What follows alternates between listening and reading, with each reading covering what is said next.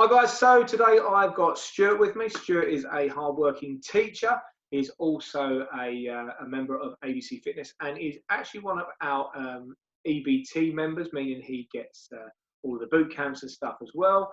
But I know for a fact that you are a fairly active guy. You like to be keeping yourself moving, keeping your mind moving as well. So Stuart, how are you getting on? Yeah, it's been interesting past few weeks. Obviously, being a teacher, we were working right up till what was it about? We're in the fourth week now, aren't we? Yeah. So it was 2 weeks before the Easter break. So it's been very odd. Unfortunately, I mean, I live on my unfortunately, I live on my own, and that has been quite difficult at times. Simply because I just try and keep. I've taken to using my notes on my Apple Mac to write myself like targets for the next day. Fantastic. And that could be something really simple. Like yesterday, I don't. We were talking about Chesterfields earlier. I've got this wax stuff, and I just thought to myself, I wax the Chesterfield, like Chesterfield sofa, and just for something to do.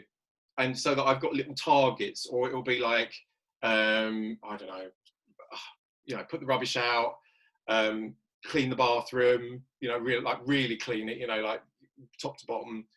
And it's just making sure that you've got landmarks during the day to keep you occupied. And of course, you've got the gym, like the sessions that we do in the gym. What I've done is I managed to get my hands on a kettlebell. And I ordered some mats from Amazon. So I cleared out the garage. That's another thing to do. So I cleared out the garage, made space on the floor for the mats. And then what I do usually is take myself off to the garage for an hour, and then follow one of the sessions like in the garage. Changing location and stuff. But it made me smile when you said I'm off to wax the Chesterfield. That's like a euphemism. Or euphemism. Yeah. Well, I might use that in what we discussed earlier. I might go and use that, which is great. What I love to see as well is that you've been checking in as well online with us, saying hello on Facebook, which is great, and keeping yourself pretty upbeat, which I really like to see, as well as there's a lot of stuff going on in your garden at the moment. You've probably got the most well-kept garden in Europe right now. Well, what I've done, that was the other thing as well. When I started, I moved into this place. Funnily enough, I viewed it exactly a year ago today. Oh, wow. It is quite a coincidence. So this time last year, I first of all came to this place. Moved in July last year. During the summer holiday, decorated all the rooms, but left the garden. So I started in the garden in January. And to save money, as you know, I've been knocking stuff down, but to save money as well, I've built big trenches and buried all the aggregate and all the hardcore in these trenches, and then taken the soil, made sleeper beds, and then put the soil back in the sleeper beds, again to save money, because if you look at getting topsoil and things like that, a ton bag is about 60 quid. So what I've done is moved the garden, literally dug it all up, moved it to one side, built what I needed to build, and then moved it all back again. So great for doing a bit of physical exercise as well. So you're neat. Yeah, exactly. I couldn't remember the name of it, but the neat process. Unfortunately, I'm a bit stuck now because I've built the beds and I've sort of like made all these. Started planting shrubs and things like that. But I want to pave the rest of it. But of course, now everything's on lockdown. I can't get any resources. You don't really get any slabs, no. Yeah, so I've just got to wait. But I mean, again, it's all about. I'm quite objective driven, and my objective was to get the beds built, to get the soil in, so I can start planting. Because then, obviously, the plants can establish. And even if it looks a bit crappy this year, but come next year, those plants would have had like a good 12 months. So next summer, I'll reap benefits. And it's not as if anyone's going to be coming over to see anything anytime soon anyway, other than neighbours. Yeah, but it's just nice to get to that point where, again, it saves money because you know, I could go out and buy these plants that are like, I don't know, you see Alan Titchmarsh, you know, these ground force programs where they just roll in and they have these great big plants. Well, yeah, that's great, but they cost a lot of money because they've been cultivated and they've, you know, whereas I'm buying things off eBay which are about this big, Yeah. and sticking them in the ground, and they're costing me £2.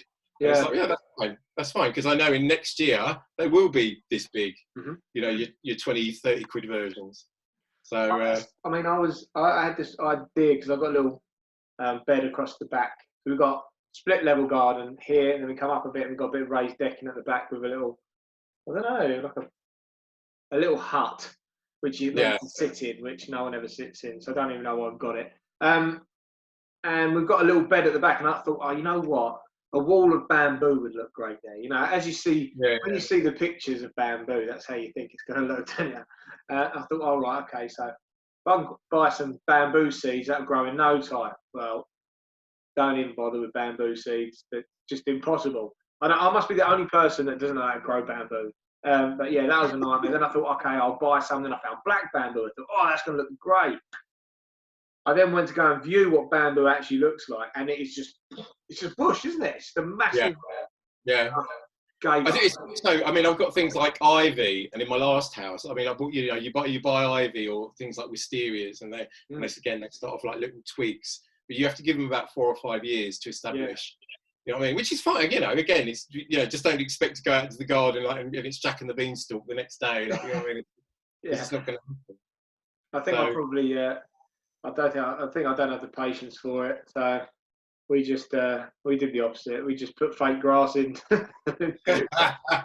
No, I'm patient, but it's just like I say, I know it's going to take time. So it's about a matter of priorities. The paving now is just aesthetic. You know what I mean? It's at the moment, like you say, nobody's coming around anyway, so who cares? So until that's done, you know. And you said that you're doing a lot of cooking at the moment as well. You said you're keeping up to date with that, which you like anyway.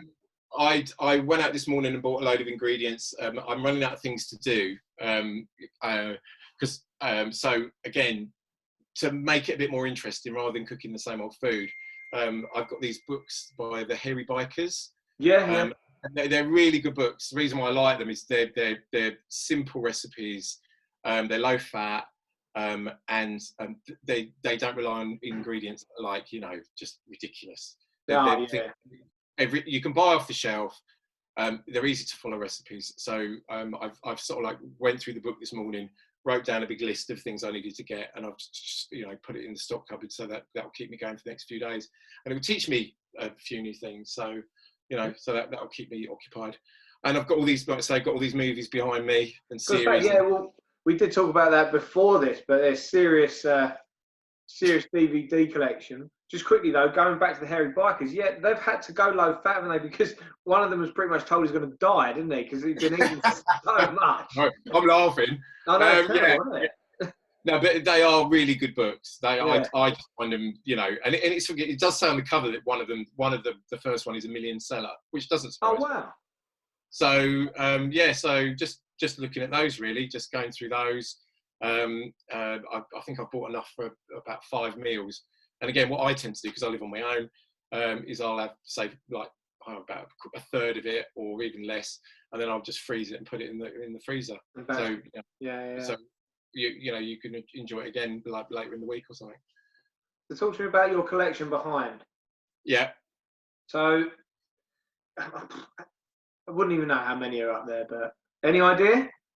Right. So if I remember right, I've got 1, 2, 3, 4, 5, 6, 7, 8, 9 shelves. So there's got to be about, I think there's about 80. So you've got about 700 there. Wow. It's about 80 a shelf.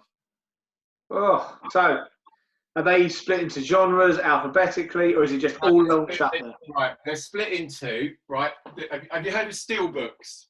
No, go on. Right, Steelbook is a limited edition. That's a Steelbook. It's yes. Yeah. Right, and I've got about the first 4 shelves are all Steelbooks, and some of these are worth. I've got the original. I used to have a Terminator collection like this. No, that, by all accounts, is worth about 200 or 300 quid. Amazing. So that is the original one, because they've re-released it since. But I got it when it first came out, and it's worth quite a bit of money. So so I collect those, and then there's just, I mean, I don't buy them just for the sake that, you know, I buy them because I want to see them or I like them. But yeah, that's that lot there. So you picked the two films that you picked out were Frozen and I believe Guardians of the Galaxy. There. Yeah, well, that was random, but that one obviously I want to show that because I know that one's like they hold the value, some of them, you know. And what's so right? Okay, so I'm not going to ask you for your favourite film because that's not realistic, is it? But what are your kind of 5 go-tos up there? Like the Alien movies. Yeah, I've always been a bit of a sucker for the Alien films. I like American Beauty. Film called Drive. We've spoken about this before. Yeah, I need to watch it. I still haven't watched it. Hang on. Can you hang on? Oh, hey, coming for a walk. Oh, look at that. That's Drive. And that's Ryan Gosling. Ryan Gosling, yeah. Yeah, it's a really good film. What other films? Oh God, Fight Club's good. Oh God, I just like things that are well written and a bit off, just different. That's something that throws you a bit. That it's a bit like, oh, I didn't expect that. You know what I mean? So it's like Fight Club. That when I first watched that, I was a bit like, this is weird. Like, you know, this is like, and it's sort of a sort of film that you want to watch again because you think, I need to see that again because I need to work out exactly how they tricked me or how they led me down the garden path. And yeah, I did exactly that with The Usual Suspects. I put the DVD back in and rewatched it straight away. I thought, how did? And then there's so many clues, and I was thinking, what? How did I not see this last? Yeah. So it starts walking off from the.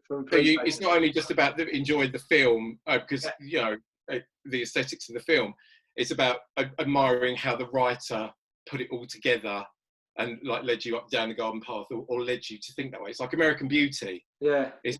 When if you look at the poster for American Beauty, the tagline is "Look closer," and it's really what they do is they give away the film because all the characters in American Beauty aren't who they're supposed to be. If you see what I mean, they're all pretending to be something they're not. Apart from Lester Burnham, he's being real. And the rest of them are all being fake, and it all comes out at the end. You know, like their alternate existence is as it were. So yeah, I absolutely love that film. I haven't seen that, so I suppose the whole Kevin Spacey things is a bit taboo nowadays. I don't think anyone's showing his films anymore, really, are they? It's a shame because it is a brilliant film, and yeah, I know I've sort of like talked to friends about it, and they go, "Oh, you can't like that." Well, yeah, it's a good film. It's the end of the story. You know, I'm not saying I agree with what he did at all, but you know, it's you can't take away from the fact it's a good film. Exactly. Yeah. So, what are you missing? The gym, very much so. I am missing doing boot camp 3 times a week because I got into such a routine with that. Yeah. It was systematic. I didn't even question it. Monday, Wednesday, Friday, every morning, up, down the gym, back to it. It was like clockwork for me, and I do really miss it. I do really miss the routine of that. I seeing people, obviously. I haven't been able to see my mum for weeks now, even though we Skype, we talk to each other. It's hard, isn't it? Yeah, that's hard. And just having structure to a day, you know what I mean?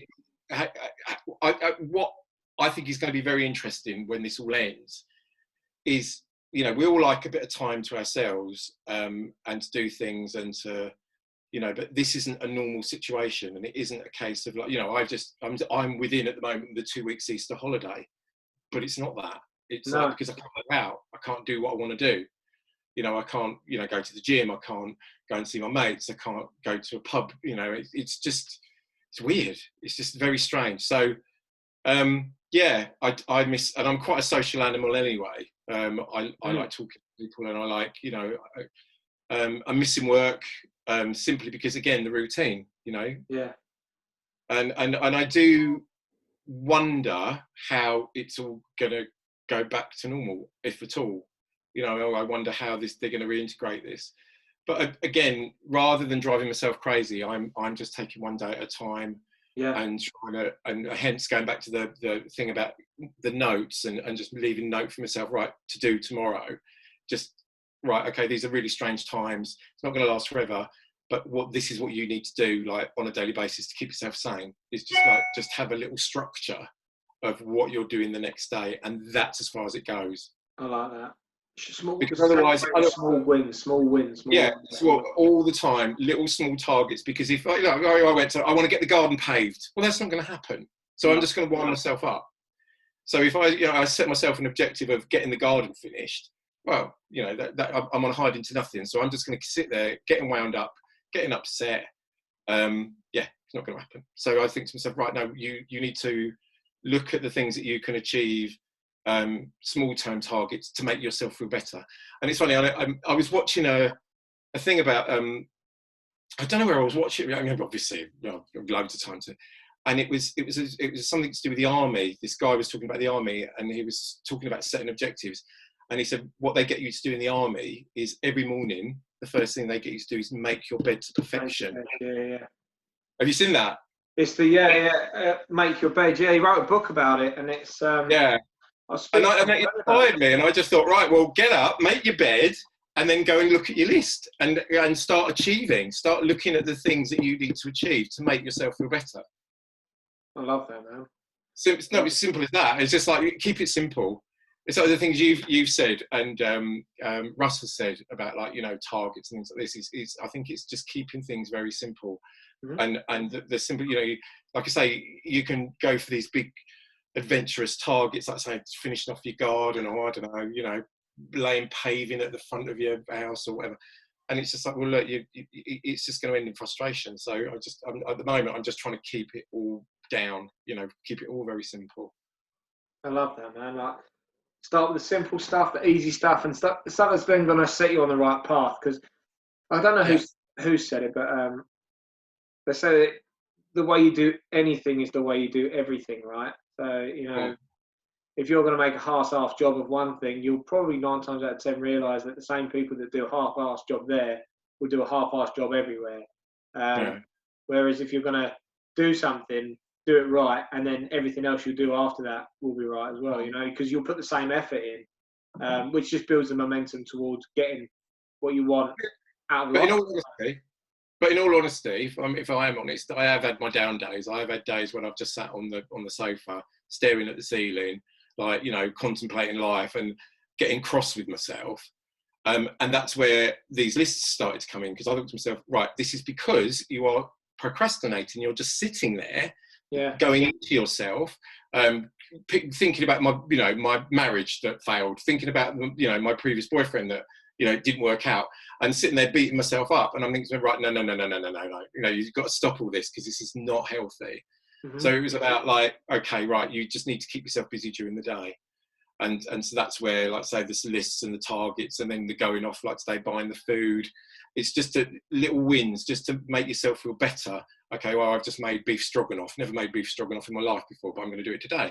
Right, well, there you go. Cool. So, no, but you know what I mean? It's just like entertaining yourself, but it's not just entertaining yourself. It's also just setting a little target for you to, a little hurdle for you to jump over. Yeah. To go, look, I did that. That's what I did today.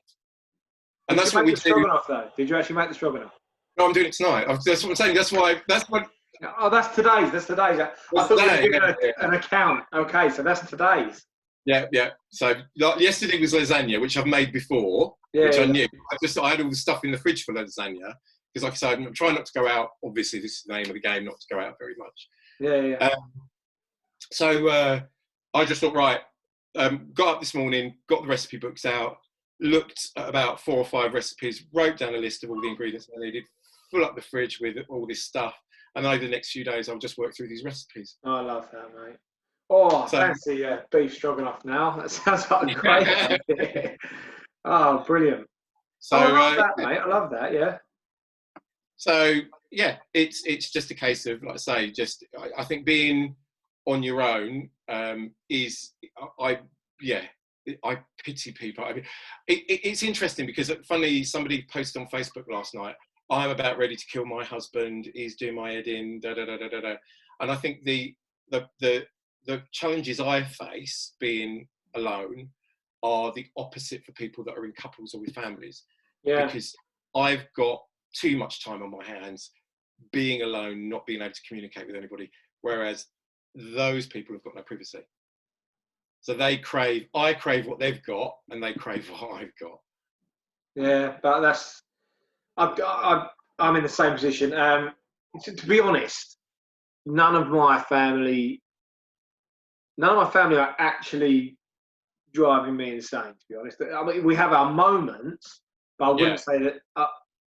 You've had I'd enough. say that I'm the one I'm the problem. I know I'm the one that drives them all mad. I'm the Right. one that is so particular and has to be working, and I'm the problem. I know that they just all love life and stuff. So I'm the one that's a pain. They're playing it. So I think if people are really, really, really struggling with other people in their house, I think really they need to have everyone in the house needs to sit down and have a talk, and maybe they need to look at themselves a bit, because you think about it, if someone's driving you that mad, it's because you're thinking about the way they're making you feel, and I think that. But then it's interesting watching what they're saying on telly, because they're saying about domestic abuse, and I was watching a thing about schools, and they were saying that teachers need to be vigilant when they go back, because the kids are probably going to start talking about what's been going on at home.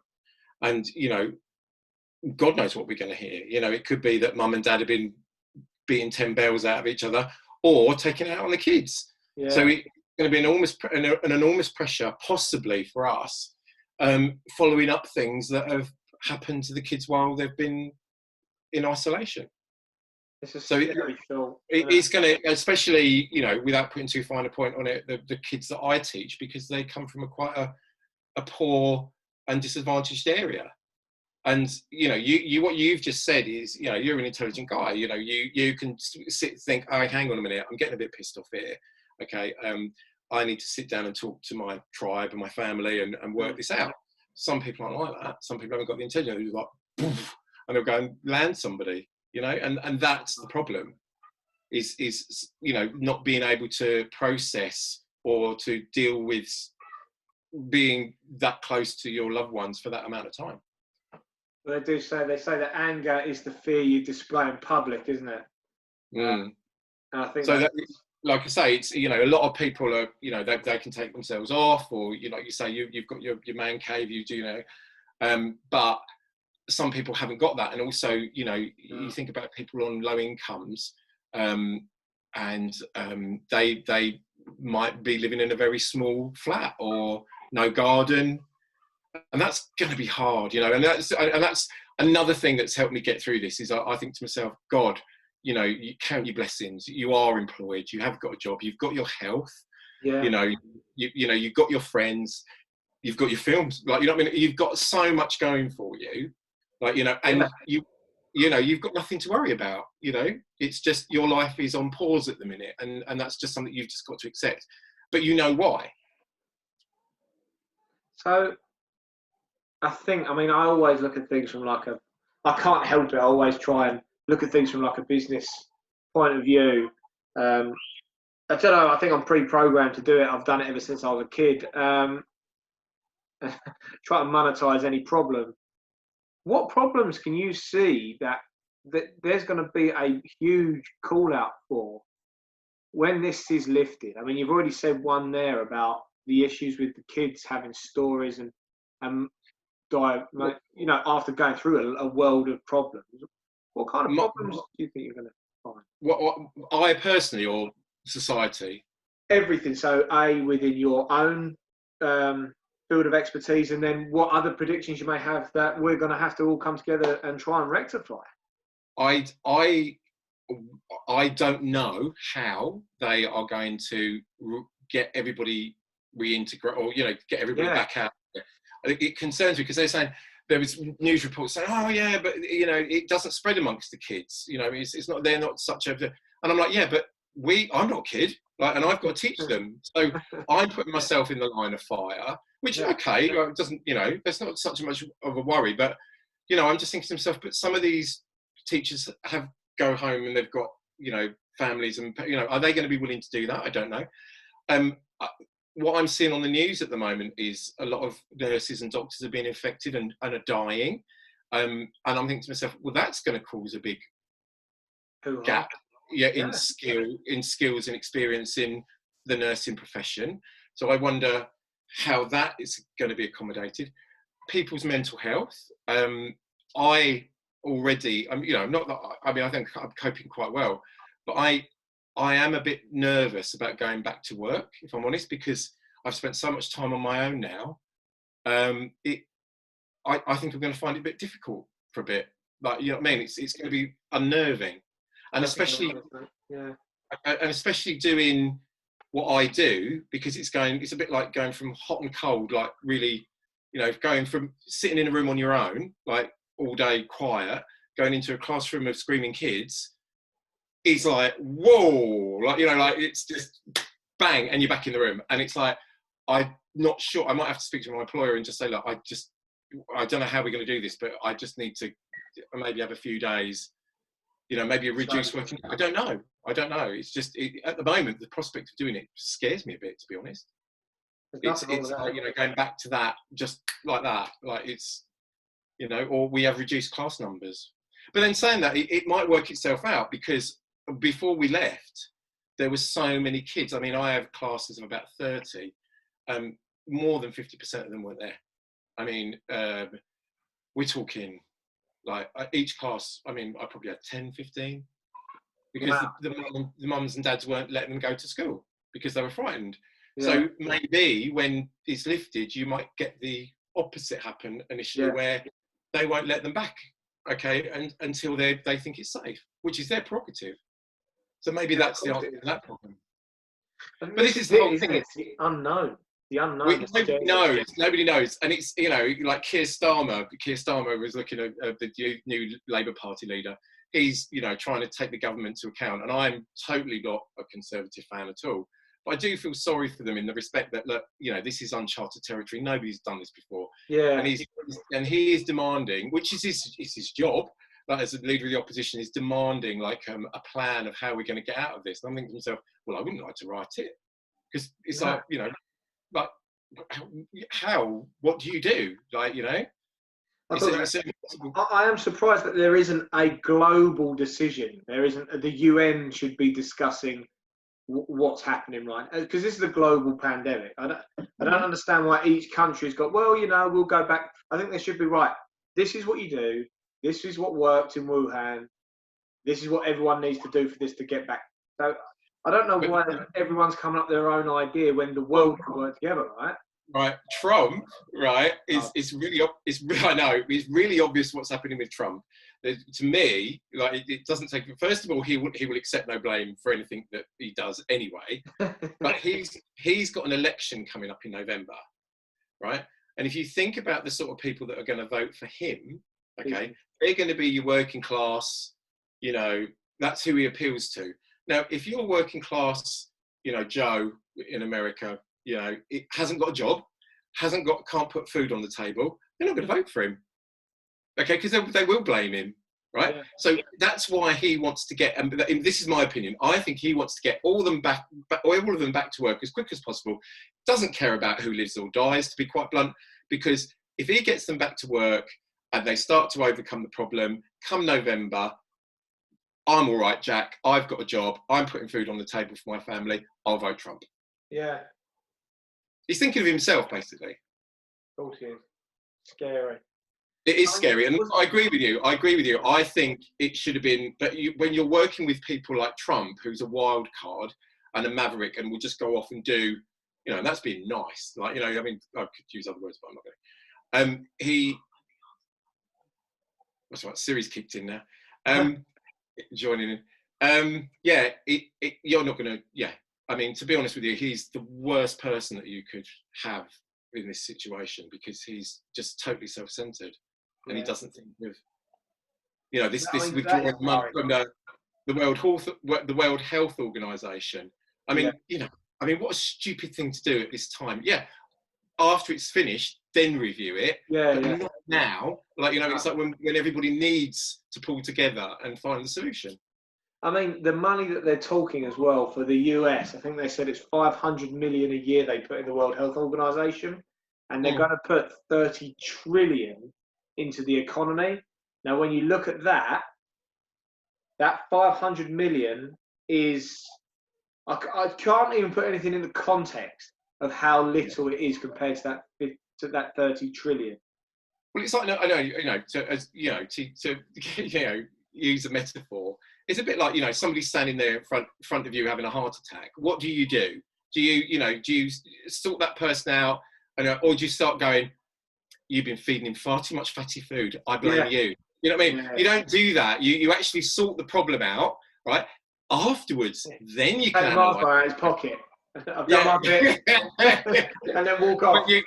Exactly. You just, you don't sit there going, I've told you before, you feed him far too many sausages. You sort out the problem at hand. You phone the ambulance. You do what you can in that situation. Okay, but you don't start recriminating or pointing the finger at people at that point, because you've got an emergency. And this is what I find disturbing at the moment, that people are, or certain leaders, and I must admit, I think our government have been quite good. They've not been brilliant, but at least they're not, the covering the arse situation isn't so apparent as it is with Trump. And I think his sort of attitude, and I mean, obviously the thing that concerns me the most is if they send everybody back to work, and too early, and then they say to people, right, you've got to go back into isolation. I think it's going to be very hard to put the genie back in the bottle. I don't think it's going to happen. I think people just go, sod this. Like, I'm not doing it again. Not doing that again, yeah. Exactly. Well, that's what's just happened in Spain. Is it? Yeah, well, they started reopening a few shops and stuff, I believe, and they've had another spike. Really? I think the kids in the background, yeah. Yeah, it's funny, that's what I was laughing.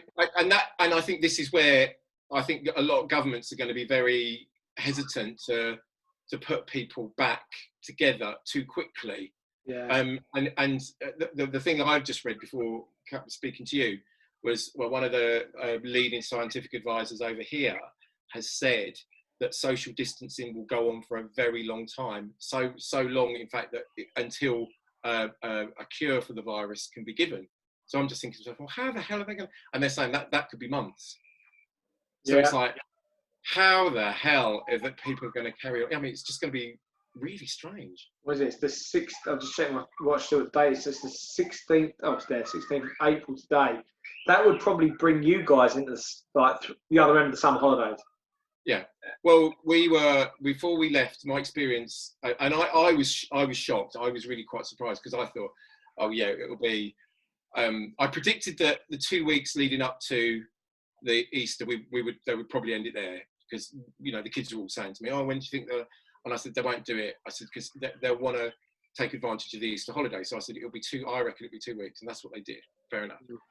But when we left on the very last day, our headmistress pulled us all together for a meeting, every member of staff, and then basically said goodbye to us till September. And I was really shocked, because I thought, no, it won't go that long. But our management seemed to think that it's very unlikely. And we said goodbye to all our Year 11 students, because after Monday is the start of the new term, the summer term. Normally they would be doing their GCSEs, and what we've got to do now is give them predicted grades based on their past.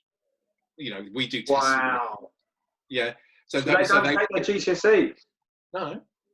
No, that's I didn't know that. I did not know that. Oh no, that was ages. That was about 2 or 3 weeks ago. Where there are no GCSEs being taken this year.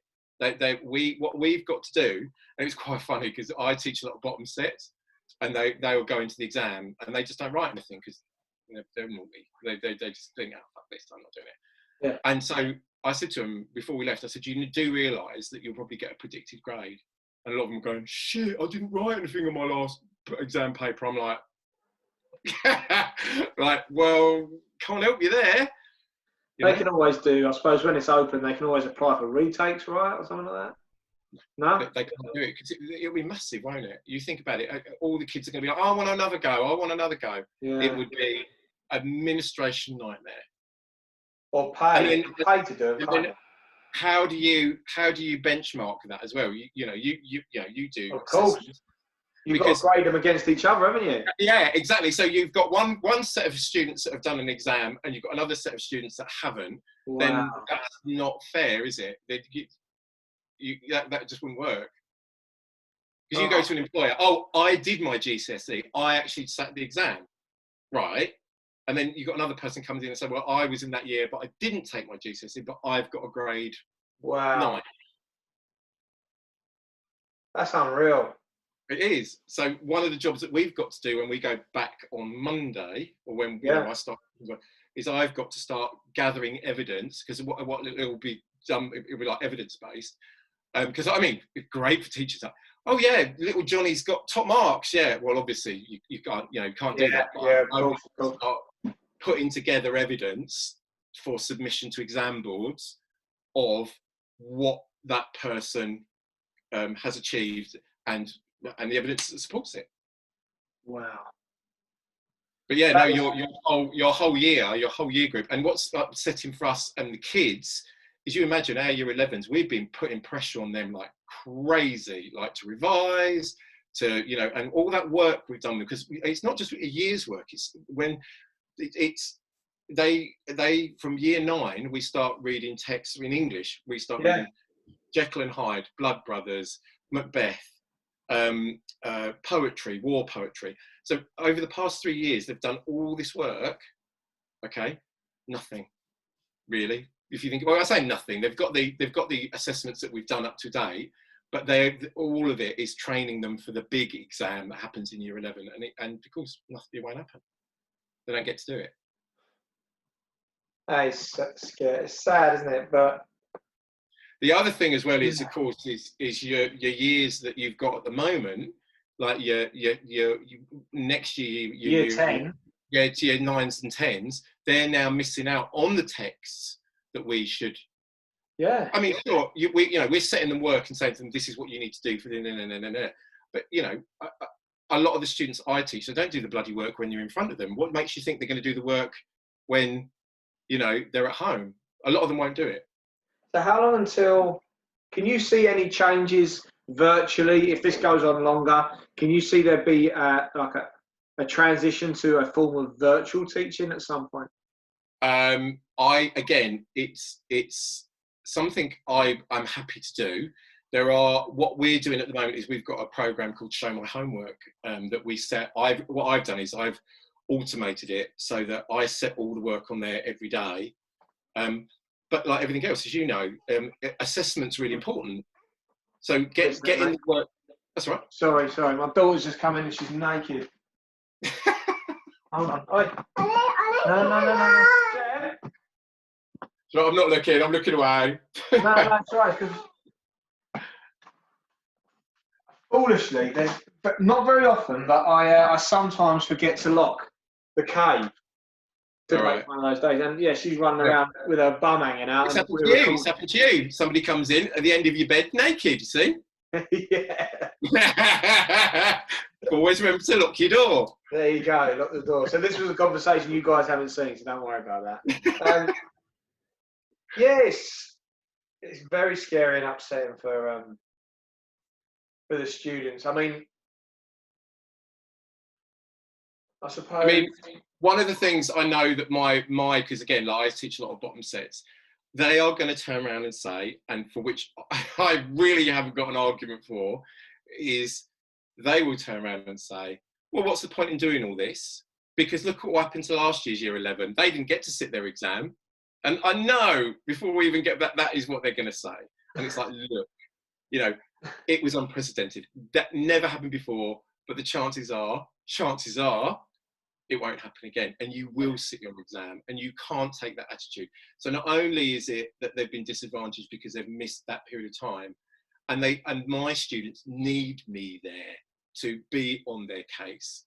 And this as an instructor, I'm one of those people. Like if you guys weren't doing what you did, and I didn't have this routine, I don't do it as well as I would when the gym's open. Yeah. They are not going to get the sort of tuition and the experience and the knowledge and the pressure no way. that they need. Yeah, no way. Like, we do our best. We're not teachers with our kids, and they're a lot younger, and we let them get away with murder. We're just, of course, we're not going to be as good as you guys. Yeah. No, I'm not saying, but it's and it is that accountability, isn't it? Accountability and unfamiliarity as well. It's a job. Yeah. It's quite funny because a lot of them say to me, "Oh, you hate me. Oh, you really." No, I don't hate you. I don't care that much. Like, it's my job. This is what I do. Right, my job is to get you your qualification, and I will do what I have to do to get you there. Right, whether you like me or not is neither here nor there. I really don't care, but I am doing my job. And it's like, and I will put pressure on you because that's what I do. That's my job. I'm going to hold you accountable for what you need to do to get that qualification. Otherwise, I wouldn't be doing my job properly. But and I think a lot of these kids, because they don't have that structure at home, I think quite honestly they'll miss it. I think they'll never admit to it, but I think that when they get back, they're probably missing the structure of school, and I don't think it's doing them any favours at all, unfortunately. That's very sad, isn't it? It's a shame. Yeah. And so again, if they come from a disadvantaged home, okay, so maybe there's not a lot of money, maybe mum and dad might have drink or drug problems. We know this goes on in some of our kids' lives. There's no money. It's not paddling pools out in the garden every 5 minutes and, making muffins with mum and dad. It's like, it could be an absolute hellhole for those kids. And that's what's worrying me at the minute, is like, at least they come to school and they're working with people like myself and my colleagues who are sensible people, you know what I mean? Who can tell them, no, that's wrong, that's right, please don't do that, and talk to them in a civil manner, and hopefully educate them socially as well as in your subject area, which I find that's a lot of what I do, is, at times it's pulling kids aside and saying, look, you do realise that isn't appropriate, like you can't speak to people like that, and well, okay, but why the attitude? Why are you, and not having that I think could be a big problem. And of course, these are our future. These are the next kids that are gonna, it is worrying. It is worrying. That's why I think it's so important to get us back. In some way or another. Yeah, so I mean, there's certain families, like I say, like yourselves, you said that it works, you're not having a problem, but that for certain families it will be a living hell. Oh no, I'm not having as they're probably having a problem with me. I can't. Yeah, I am. No, you take my point. I'm just saying. I don't think all families are fortunate. Like I say, I'm fortunate. I haven't got anybody here, so I've got nobody giving me grief. You're fortunate. You've got a lovely family. You love your family. They love you. But I think, knowing what I know about the kids that I teach, that isn't always the case. And so, every day could be very, very difficult for some of those kids. And you're only going to find this out when we go back. Yeah, after the event. That's one of the biggest concerns. So moving forward, we're going to wrap up. Okay. Sorry, I've jawed on a lot. Sorry. That's perfect. That's perfect. It's what we want. We want people to have real accounts of what people are thinking and what's going on.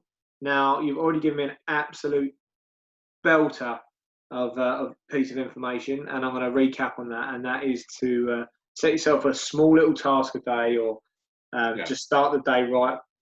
Just by making your bed or doing some small tasks that is going to propel the rest of your day towards achieving something little, celebrating the small wins.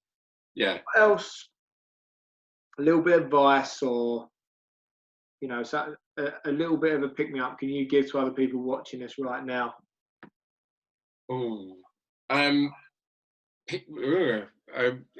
I would say I'd stick to the small targets. Talk to your friends. Talking to your friends, I think, is really, really important. I'm in contact. They are phoning me on a daily basis. I'm checking up on them. I think be kind.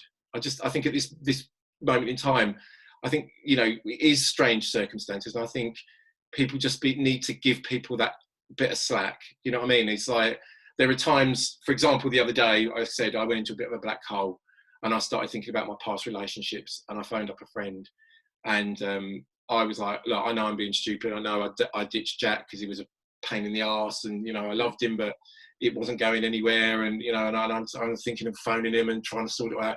And he's going, don't.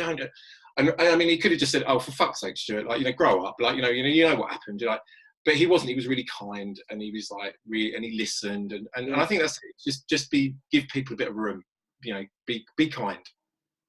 No, I love that. I've had similar. Obviously, I'm still staffing the team and stuff, and obviously, I have to still talk to the team, and I have to still be their boss.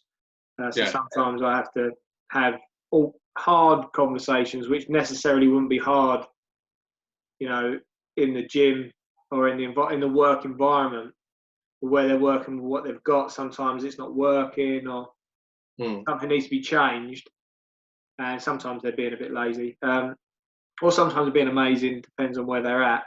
But you need to call. I still need to be their boss. I need to. Well, why are you not doing this? Why?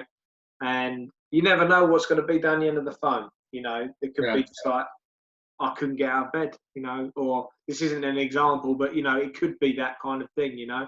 But I'm saying, I think because of the uniqueness of the situation, you have to make allowances. It's like, if somebody said to me at the moment, like, oh, I haven't done something, I would be a bit like, oh, okay. But I'd also be thinking, yeah, you might have gone into a bit of a black hole that day or that last couple of days, because I've done it. So, you know what I mean? I'd be a hypocrite. And that's what I'm saying about being kind. It's like, right, okay, rather than going, well, I told you to do, you know, or I've asked you to do that, and you've just got to give people a bit of, you know, okay, well, maybe when can I have that? Or, you know, is there anything that's stopping you from doing, and talking it through with them, rather than just, rather than pointing the finger and saying, well, it was your responsibility to get that done by Friday, or, you know what I mean? Yeah. It is trying to, again, you know, and looking at strategies like the list thing, like, you know, and maybe suggesting as a boss or whatever, okay, well, tomorrow, I tell you what, could you just make sure that you just do this part of it, or just so you break it down into smaller chunks so that they get to the target that you want them to get to, rather than them feeling it's a big mountain to climb and that they won't achieve it. Does that make sense? Yeah, you've actually given me a really... I'll talk to you after this about an idea you've just given me, but I really like that, which would be like an accountability group. I really like the small list thing, and just be kind. Giving people those little wins all the time, rather than giving them, because at the moment, I think people are frightened and a bit freaked out. So it's a bit like, okay, I'm the same. My confidence is sometimes shot. I've noticed a change in myself. Okay, I'm not so confident because I'm not around people. I haven't got those, you know, that reassurance of my mates, because they're not literally there for me. I know they're there for me, but I haven't got that human interaction. So it's made me change the person. So I am a bit more nervous about certain things. So I've got to keep and this is what I'm saying about the small wins. It's like, I can't be the normal Stuart that I am, because I'm in a really weird place. I've got to keep my levels of interest and confidence up. And the only way to do that is to do really simple things. I know it sounds like babyish, but a lot